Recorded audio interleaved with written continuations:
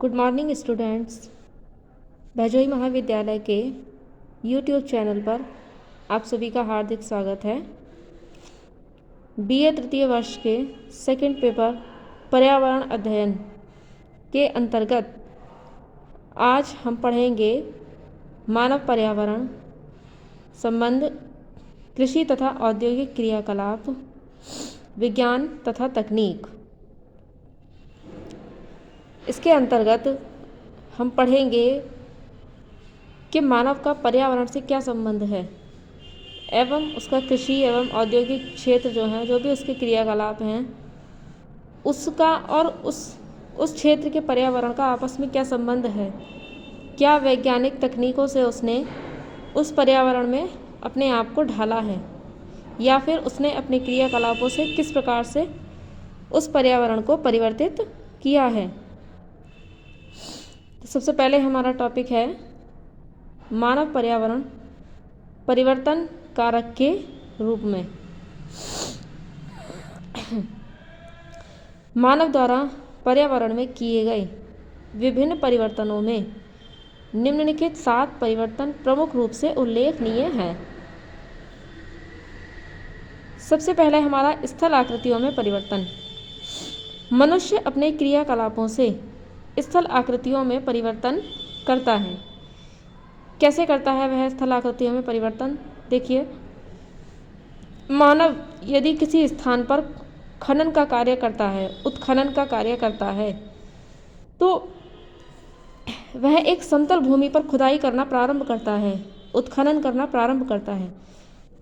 धीरे धीरे करते करते वह एक समय ऐसा आता है कि वह उस स्थान को एक बड़े से गोलाई में खोद डालता है, यानी कि खदान का निर्माण कर देता है। तो इस प्रकार से वह एक समतल भूमि को परिवर्तित कर देता है। दूसरी चीज़, जैसे इस यातायात के साधनों में सुगमता लाने के लिए मनुष्य ने पहाड़ों को काटकर उनमें से सुरंगों का निर्माण किया है। इस प्रकार से उसने स्थल आकृतियों में परिवर्तन किया है। कहीं कहीं पर जैसे खेती समतल भूमि नहीं मिलती है खेती करने योग्य, तो वह ऊबड़ खाबड़ क्षेत्र को समतल बनाने का कार्य करता है खेती के लिए। तो इस प्रकार से भी है स्थल आकृति में परिवर्तन करता है। तो ऐसे ही अनेक उदाहरण हैं जिसके कारण मनुष्य अपने क्रियाकलाप से स्थल आकृतियों में परिवर्तन करता है। दूसरा है तटीय प्रक्रमों में परिवर्तन। तटीय प्रक्रमों में परिवर्तन कैसे करता है? जैसे तटीय क्षेत्र हैं, समुद्र तटीय क्षेत्र हैं विभिन्न देशों में। प्रत्येक देश के निवासी तटीय क्षेत्रों पर सबसे पहले तो मत्स्य उत्पादन करते हैं। मत्स्य उत्पादन के लिए तटीय क्षेत्रों का कटाफटा होना आवश्यक है। कटाफटा होने से तात्पर्य है यदि कोई भी तटीय क्षेत्र एकदम समतल होगा, कटाफटा नहीं होगा, एकदम प्लेन होगा, तो उस क्षेत्र में मछलियाँ नहीं ठहर पाएंगी। मान लीजिए कोई भी आड़ी तिरछी भूमि क्षेत्र है, वहाँ पर यदि लहरों के सहारे से मछलियाँ आ रही हैं तो वह बड़ी बड़ी मछलियाँ उन तटीय क्षेत्रों में फंस जाती हैं, उन कटे फटे क्षेत्रों में फंस जाती हैं। तो कहीं कहीं मनुष्य ये अपने क्रियाकलापों द्वारा या अपने स्वार्थ की सिद्धि हेतु इस तरह से तटीय प्रक्रमों में परिवर्तन करता है। दूसरी चीज़, अपनी नावों को, स्टीमर को, जहाज़ों को रोकने के लिए, उन्हें रोके रखने के लिए भी तटीय क्षेत्रों में काट छाट करता है मनुष्य। क्योंकि जहाँ भी कटे फटे तट होते हैं वहाँ पर जहाज़ एवं स्टीमर एवं नावों को रोकने में सहायता प्राप्त होती है। एकदम प्लेन क्षेत्र में ये सभी यातायात के साधन रुक नहीं सकते, इसीलिए तटीय प्रक्रमों में व्यक्ति परिवर्तन करता है। तीसरा है भूमिगत प्रक्रमों में परिवर्तन। भूमिगत प्रक्रमों में परिवर्तन किस प्रकार करता है मनुष्य? जैसे कि मैंने ऊपर आपको बताया, एक तो उत्खनन का कार्य करके वह भूमिगत जमीन को खोदता है, उसका स्थल आकृतिक रूप परिवर्तित कर देता है। दूसरी चीज़, अगर किसी चीज़ का उसे निर्माण करना है, किसी बिल्डिंग का निर्माण करना है या कहीं कुआं खोदना है, या कहीं नल लगाना है तो वह भूमिगत प्रक्रमों में परिवर्तन करता है। अब मान लिया किसी को तालाब खोद कर वहाँ पर मछलियों का उत्पादन करना है, मत्स्य उत्पादन करना है, तो भी वह भूमिगत प्रक्रम में परिवर्तन करेगा। बड़ी बड़ी सुरंगें बनाने के लिए, चाहे वो रेल की सुरंग हो, चाहे उसे ज़मीन के नीचे तारें डालनी हो, बिजली की तारें हो या टेलीफोन की तारें डालनी हो, तब भी वह भूमिगत प्रक्रमों में परिवर्तन करता है। बड़े बड़े जो तेल के संयंत्र होते हैं, गैस के संयंत्र होते हैं, वे एक स्थान से दूसरे स्थान को गैस भेजने के लिए भी भूमिगत पाइपों द्वारा पहुंचाते हैं, एक शहर से दूसरे शहर में या फिर घरों में आदान प्रदान के लिए। तो इस प्रकार से भूमिगत प्रक्रमों में परिवर्तन होता है। परिहिमानी प्रक्रमों में परिवर्तन। परिहिमानी क्या होती हैं? परिहिमानी हिम के क्षेत्र होते हैं, नदी, बर्फ के नदियों के क्षेत्र होते हैं। इन क्षेत्रों में परिवर्तन कैसे करता है मनुष्य? वर्तमान युग का मनुष्य कई प्रकार के उद्योग धंधे खोल रखे हैं मनुष्य ने। जो औद्योगिक स्तर है वह बढ़ता जा रहा है। पृथ्वी का उद्योगों के बढ़ने से जहरीली गैसों का निर्माण, जहरीली गैसों का वायुमंडल में प्रसरण अधिक से अधिक होते जा रहा है। अधिक से अधिक जहरीली गैसों व गर्म गैसों का वायुमंडल में प्रवेश होने से हमारी पृथ्वी का तापमान काफ़ी हद तक बढ़ गया है, जिसके कारण जो परिहिमानी क्षेत्र हैं, जो हिम नदीय क्षेत्र हैं, वह पिघल रहे हैं। अर्थात जो पहाड़ों की बर्फ़ है वह धीरे धीरे पिघल रही है। उसके पिघलने से नदियों का जलस्तर बढ़ता है। नदियों का जलस्तर बढ़ने से जहाँ भी नदियाँ हमारी जिस क्षेत्र में नदियाँ बहती हुई जाती हैं उन क्षेत्रों में बाढ़ आने का खतरा बढ़ जाता है। तो देखिए, एक छोटी सी चीज़ एक बड़े से बड़ी आपदा को बुलाने में सहायक है। अगला है अपर्दन प्रक्रमों में परिवर्तन। अपर्दन प्रक्रमों में परिवर्तन किस प्रकार से होता है? मनुष्य आज अपने स्वार्थ की सिद्धि के लिए उद्योगों को निर्माण कर रहा है, उद्योग धंधे लगा रहा है। दूसरी चीज़, नगरीकरण कर रहा है। जनसंख्या बढ़ रही है तो मानव की आवश्यकताएं भी बढ़ रही हैं। उसके कारण से जंगलों का विदोहन बहुत तेज़ी से हो रहा है।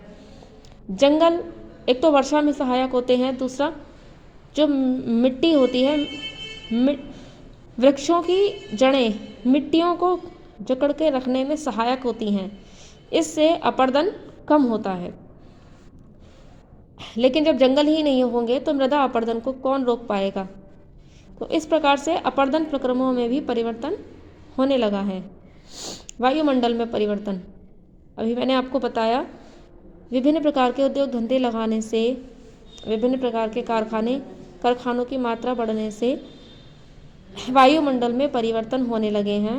वायुमंडल में जहरीली गैसों का प्रवेश होने लगा है, गर्म गैसों का प्रवेश होने लगा है। इससे पृथ्वी का तापमान बढ़ने लगा है। इस प्रकार से वायुमंडल में परिवर्तन हो गया है। एक क्षोभ मंडल एवं सप्ताप मंडल के बीच में ओजोन लेयर पाई जाती है, ओजोन गैस की लेयर, जो कि सूर्य की पराबैंगनी किरणों को पृथ्वी तक आने में रोकने में सहायक होती है। उसमें भी परिवर्तन हो रहा है, तो सिर्फ वायुमंडल में परिवर्तन के कारण, अर्थात गर्म गैसों ने उस ओजोन मंडल में भी एक छिद्र कर दिया है, जिससे पराबैंगनी किरणें जो हैं हमारे वायुमंडल में बहुत तेज़ी से प्रवेश कर जाती हैं और चर्म रोगों को बुलावा देती हैं। जो आजकल एलर्जी वाले रोग ज़्यादा हो रहे हैं वो इसी कारण हो रहे हैं, क्योंकि हमारा वायुमंडल गर्म हो गया है, जिससे सूर्य की पराबैंगनी किरणें सीधा हम पर अटैक कर पा रही हैं, इसीलिए चर्म रोग बढ़ रहे हैं। अगला है प्राकृतिक संसाधनों के विदोहन द्वारा परिवर्तन। प्राकृतिक संसाधनों के विदोहन, प्राकृतिक संसाधन में क्या क्या चीज़ें आती हैं? देखिए, संसाधन वे वस्तुएं होती हैं जिनके द्वारा मनुष्य अपना जीवन यापन कर पा रहा है। मनुष्य के जीवन यापन में जितनी भी प्राकृतिक व अप्राकृतिक चीज़ें सहायक हैं, वे सभी संसाधन के रूप में जानी जाती हैं। प्राकृतिक संसाधनों के अंतर्गत जल, वृक्ष, मृदा, वायु, पर्वत, पठार, नदियाँ, महासागर, सागर, ये सभी इत्यादि प्राकृतिक संसाधनों के अंतर्गत आती हैं, क्योंकि ये सभी कहीं न कहीं मनुष्य को जीवन यापन कराने में सहायक हैं। इन सभी चीज़ों के बिना मनुष्य का जीवन यापन होना असंभव है। प्राकृतिक संसाधनों में जैसे मिट्टी है, अधिक जंगल कटने से अपरदन हो रहा है। अपरदन के कारण क्या होता है, जो मिट्टी की ऊपरी परत होती है, उपजाऊ परत होती है, वह बहकर एक स्थान से दूसरे स्थान की ओर चली जाती है, जिससे क्या है, उपजाऊ मिट्टी की कमी हो रही है धरातल पर। दूसरी चीज़, अत्यधिक विदोहन हो रहा है मिट्टी का अनावश्यक ही, क्योंकि अधिक जनसंख्या बढ़ने के कारण, अधिक नगरीकरण होने के कारण मकान बनाने के लिए मिट्टी की आवश्यकता पड़ती है। दूसरी चीज़, वन हमारे प्राकृतिक संसाधन हैं। अधिक से अधिक कारखाने खोलने के लिए, अधिक से अधिक उद्योग लगाने के लिए, अधिक से अधिक नगरीकरण करने के लिए, मकान बनाने के लिए जंगलों को भी काटा जा रहा है। तो इसके कारण जो है पर्यावरण में परिवर्तन हो रहा है। अधिक से अधिक जल का उपभोग हो रहा है, अनायासी उपभोग हो रहा है। आजकल क्या है, घर घर सबमर्सिबल हो गए हैं, जिसके कारण लोग बेतहाशा पानी खर्च करते हैं, अनावश्यक ही पानी को बहाते हैं। तो ये सभी क्या है, ये सभी प्राकृतिक संसाधनों का विदोहन ही है। इन सभी प्राकृतिक संसाधनों के विदोहन के कारण पारिस्थितिक तंत्र में बहुत बुरा प्रभाव पड़ा है। पारिस्थितिक तंत्र में, क्योंकि कुछ जीव जातियाँ ऐसी हैं जो जंगलों में रहती हैं, जंगल ना रहने के कारण बहुत सी प्रजातियाँ जो है विलुप्त हो चुकी हैं और बहुत सी विलुप्ति के कगार पर हैं। ये सभी प्रजातियाँ हमारे पारिस्थितिक तंत्र को संतुलित बनाए रखने में काफ़ी सहायक होती हैं। अब जैसे एक जानवर एक पक्षी ले लीजिए, गिद्ध। आज से 20 साल पहले तक गिद्धों की भरमार हुआ करती थी। गिद्ध जो था एक विघटक के रूप में जाना जाता है। ये सड़े गले मांस को, लाशों को एक दिन के अंदर, 24 घंटे के अंदर या 42 घंटे के अंदर जो है खा पीकर चट कर जाता था। लेकिन एक गिद्ध की प्रजाति विलुप्त होने से आजकल जगह जगह सड़कों के किनारे मरे हुए जानवरों के अवशेष पड़े रहते हैं, जो कई दिनों तक सड़ते रहते हैं और वायुमंडल को प्रदूषित करते रहते हैं। तो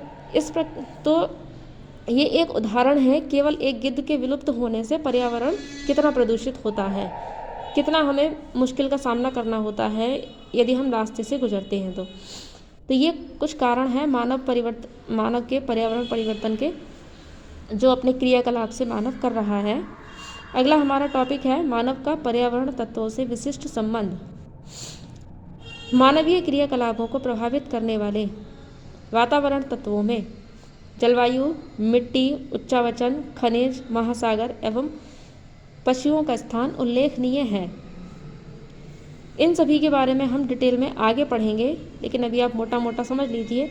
जैसे जिस प्रकार की जलवायु होती है, मनुष्य का जीवन यापन उसी प्रकार से ढल जाता है, उसी के अकॉर्डिंग ढल जाता है। जैसे उदाहरण के लिए मान लीजिए, जहाँ पर जिस जलवायु में वर्षा ज़्यादा होती है या बर्फबारी ज़्यादा होती है, तो वहाँ के मकानों की छतें ढलवां होती हैं, जिससे कि बर्फ़ एवं पानी उन छतों पर ठहर ना सके, हैंड टू हैंड नीचे की ओर रिश्ता रहे। इसी प्रकार से मिट्टी हो गई, जिस प्रकार की जलवायु होती है उसी प्रकार की मिट्टी होती है। मतलब जहाँ पर ज़्यादा गर्म जलवायु होती है वहाँ की मिट्टी हमें अपक्षालित ज़्यादा मिलेगी, लेटेराइट या लाल मिट्टियाँ ज़्यादा मिलेंगी। तो जिस प्रकार की मिट्टी होगी उसी प्रकार के अनाज उसमें हो सकते हैं। हर एक अनाज हर एक प्रकार की मिट्टी में नहीं उपजाया जा सकता। तो जिस प्रकार की मिट्टी होगी वहाँ के लोगों का रहन खान पान जो है उसी प्रकार की मिट्टी पर निर्भर करेगा। उच्चावचन से तात्पर्य है जैसे पर्वत, पठार, मैदान इत्यादि। पठारी क्षेत्रों पर रहने वाले लोगों का जनजीवन पहाड़ी एवं मैदानी क्षेत्रों से अलग होता है। मैदानों में रहने वाले लोगों का जनजीवन पठार एवं पहाड़ की अपेक्षा अलग होता है। इसी प्रकार से पहाड़ों पर रहने वाले लोगों का जनजीवन मैदान एवं पठारी क्षेत्रों के अलावा विभिन्न होता है, अलग होता है। इसी प्रकार से पशु एवं महासागर ये भी उल्लेखनीय है। डिटेल में हम आगे जानेंगे इनके बारे में। मानव एवं जलवायु। मानव एवं जलवायु का आपस में क्या संबंध है? कार्ल रिटर के संबंध में कार्ल रिटर के शब्दों में मानव पर प्रभाव डालने वाली शक्तियों में केवल जलवायु एकमात्र व्यापक रूप से महत्वपूर्ण है। अर्थात मैंने भी ऊपर आपको समझाया कि जलवायु किस प्रकार से मानव के जीवन को प्रभावित करती है। हम आगे इसको और डिटेल में पढ़ेंगे। देखिए ऊपर कुछ परिभाषाएं हैं, इन्हें आप पढ़ लीजिएगा एवं लिख लीजिएगा। सभी परिभाषाओं का जो तात्पर्य है वह कुल मिलाकर यही होता है कि जलवायु एवं मानव एक दूसरे के पूरक हैं, ये एक दूसरे पर निर्भर करते हैं, लेकिन अधिकतर मनुष्य जो है जलवायु के अनुसार अपने आप को ढालता हुआ चलता है। देखिए जलवायु तथा मानव जीवन। जलवायु एवं भोजन। जिस प्रकार की मनुष्य की जलवायु होती है उसी प्रकार का मनुष्य का भोजन होता है। जैसे हम सबसे पहले मैदानी क्षेत्रों की जलवायु लें। मैदानी क्षेत्रों में शीतोष्ण अधिकतर उष्ण कटिबंध रहता है, शीतोष्ण कटिबंधीय क्षेत्र होते हैं। मैदानी क्षेत्रों में जो है शीतोष्ण जलवायु रहती है और वहाँ की जो मृदा होती है अधिकतर जलोढ़ या दोमट, बलुई दोमट मिट्टियाँ मिलती हैं। इन क्षेत्रों में कृषि अच्छे से की जाती है, अनाज का उत्पादन अच्छे से हो सकता है। तो अधिकतर मैदानी क्षेत्रों में लोग हमें शाकाहारी मिलते हैं। यदि हम ठंडे क्षेत्रों की ओर जाते हैं, जैसे आर्कटिक क्षेत्र हो गया, अंटार्कटिका हो गया, या हिमालय से ऊपर हम जाएंगे 6000 मीटर से ऊपर की ऊंचाई पर, जहां हमेशा बर्फ़ जमी रहती है, उस क्षेत्र में रहने वाले जो मनुष्य होते हैं अब उनके लिए अनाज तो मिलना नामुमकिन होता है, वनस्पति या शाक सब्जी वगैरह मिलना मुश्किल होता है। इसलिए ऐसे क्षेत्रों के जो मनुष्य होते हैं वे अधिकतर अपने भोजन के लिए जीव जंतुओं पर निर्भर रहते हैं।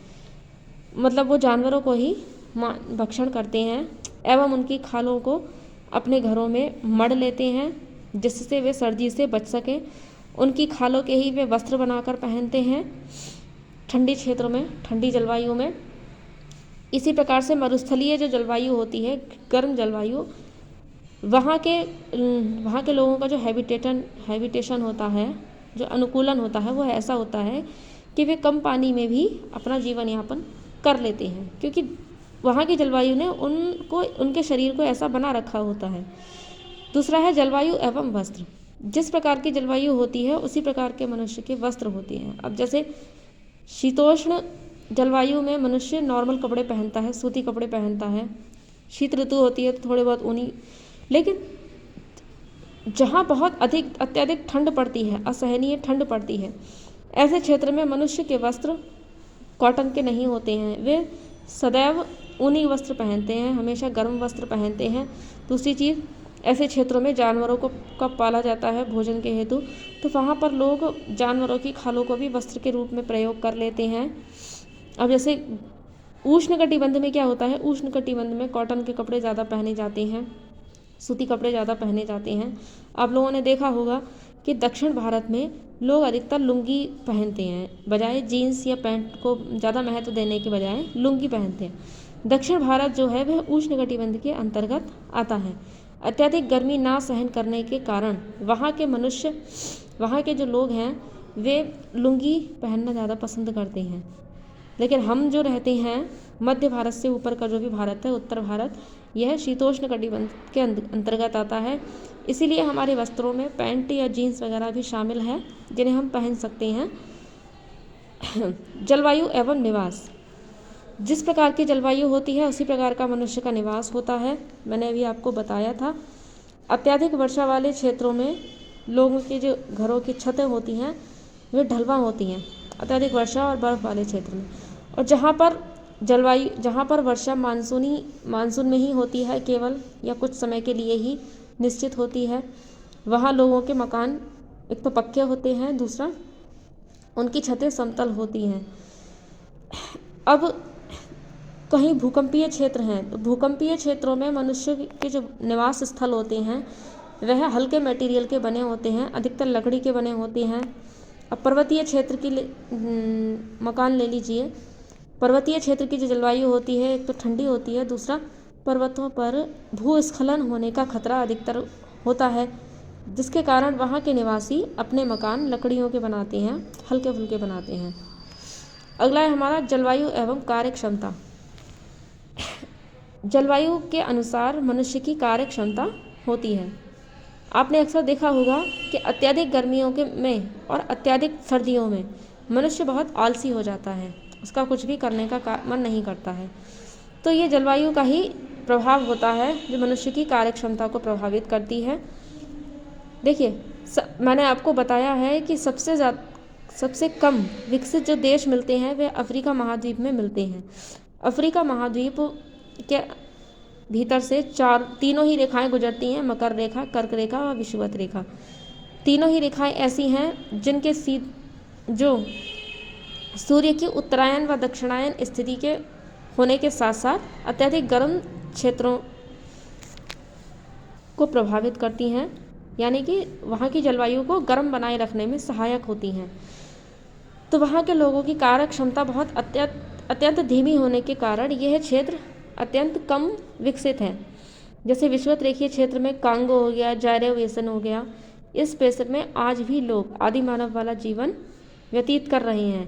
कारण स्पष्ट है, गर्म जलवायु के कारण उनकी कार्य क्षमता जो है वह बहुत धीमी है और वे कुछ कार्य नहीं करना चाहते सिवाय खाने पीने और सोने के।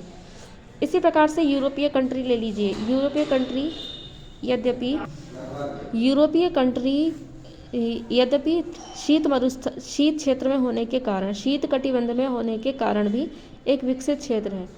वह विकसित क्षेत्र इसीलिए है क्योंकि अटलांटिक व आर्कटिक महासागर के संपर्क में रहने के कारण ये तटीय देश सम जलवायु के प्रभाव में रहते हैं। सम जलवायु अर्थात ना तो वहाँ अधिक ठंड पड़ती है, ना ही वहाँ अधिक गर्मी पड़ती है। इस कारण से यहाँ की जलवायु में रहने वाले मनुष्य की कार्य क्षमता औसत होती है।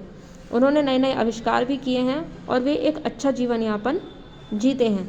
भली भांति यहाँ आदि मानव वाला जीवन नहीं जिया जाता है, आज भी आदिवासी अवस्था में लोग नहीं रहते हैं। तो ये सभी जलवायु का ही प्रभाव होता है कि मनुष्य की कार्य क्षमता उसी के अकॉर्डिंग ढल जाती है। अगला है हमारा जलवायु एवं मनुष्य के आर्थिक क्रियाकलाप। जलवायु के अनुसार ही मनुष्य के आर्थिक क्रियाकलाप सुनिश्चित होते हैं। अब जैसे ठंडे क्षेत्र में जहाँ पर वन नहीं मिलते या मैदानी क्षेत्र नहीं मिलते हैं या जहाँ हमेशा बर्फ़ आच्छादित क्षेत्र रहते हैं, तो उन क्षेत्रों में कृषि नहीं की जा सकती। जब वहाँ कृषि नहीं की जा सकती तो वहाँ के लोग अधिकतर उद्योग धंधों पर निर्भर रहते हैं। जैसे ऑटोमोबाइल उद्योग है, इलेक्ट्रिकल उद्योग है या यातायात के साधनों के उद्योग हैं, तो ये ऐसे क्षेत्र में अधिक मिलते हैं। अब जो शीतोष्ण जलवायु होती है, शीतोष्ण जलवायु में अधिकतर मैदानी क्षेत्र आते हैं। उन मैदानी क्षेत्रों में मनुष्य का जो क्रियाकलाप होते हैं वे अधिकतर कृषि से संबंधित होते हैं। वहाँ के लोग खेती करते हैं, वनों को उगाते हैं, वनों की कटाई करते हैं, वनों से ईंधन एकत्रित करते हैं, बाज़ारों में पहुँचाते हैं। तो इस प्रकार से मनुष्य के आर्थिक क्रियाकलाप भी जलवायु पर ही निर्भर रहते हैं। जो तटीय क्षेत्र होते हैं, जहाँ की सम जलवायु होती है, वहाँ के मनुष्य अधिकतर मत्स्य उत्पादन का कार्य करते हैं, मत्स्य व्यवसाय करते हैं। जलवायु एवं सभ्यता। जलवायु एवं सभ्यता का आपस में क्या संबंध है? जलवायु के आधार पर मनुष्य की सभ्यता भी विकसित होती है। अब जैसे जो मनुष्य की जो प्राचीन से प्राचीन सभ्यताएं हैं वे अधिकतर नदी घाटी क्षेत्रों में ही विकसित हुई हैं। जैसे कि सिंधु घाटी सभ्यता है, नील नदी घाटी सभ्यता है, क्यांगसी नदी घाटी सभ्यता है। और जो हमारा उत्तर भारत है, उत्तर भारत में गंगा यमुना सतलज का मैदान है, ब्रह्मपुत्र का मैदान है। तो यहाँ की सभ्यताएं अधिक पुरानी हैं। तो यहाँ की जलवायु शीतोष्ण जलवायु रही है एवं मैदानी क्षेत्र रहे हैं। यहाँ के लोग आज भी प्राचीन पद्धति से कृषि करना जानते हैं। आज भी उनकी जो पारंपरिक कृषि है वे करते हैं इन क्षेत्रों के लोग। लेकिन वहीं और इनके विभिन्न प्रकार के क्रियाकलाप होते हैं, विभिन्न प्रकार के इनके त्यौहार वगैरह होते हैं, बहुत सारे रीति रिवाज होते हैं। वहीं दूसरी ओर अत्यंत ठंडी जलवायु के लोग विभिन्न प्रकार के क्रियाकलाप या अनेक प्रकार के रीति रिवाजों को ना मानने वाले होते हैं। वे आदिवासी जीवन को जीने में ही विश्वास रखते हैं। इसी प्रकार अत्यंत गर्म जलवायु के लोग भी आदिवासी जीवन को जीने में विश्वास रखते हैं। उन्होंने भी अपनी विकसित अवस्था को और ज़्यादा विकसित करने के बारे में नहीं सोचा है। जलवायु एवं जनसंख्या। अधिकतर जनसंख्या शीतोष्ण कटिबंध में ही निवास करती है। अत्यंत शीत कटिबंध में एवं अत्यंत उष्ण कटिबंध में जनसंख्या अत्यंत विरल मिलती है। शीतोष्ण कटिबंध मनुष्य के रहने के लिए सबसे उपयुक्त